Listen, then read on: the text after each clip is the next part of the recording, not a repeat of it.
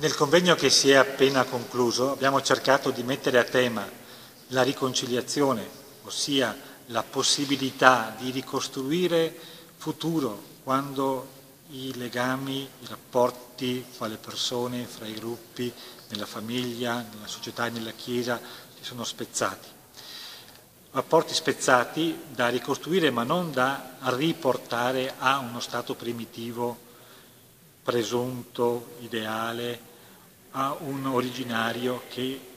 non c'è più dato da raggiungere o che non c'è mai stato dato, perché lo sguardo di chi mette in atto processi di riconciliazione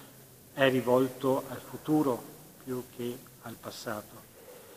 a ripensare, a immaginare in modo nuovo le relazioni fra coloro che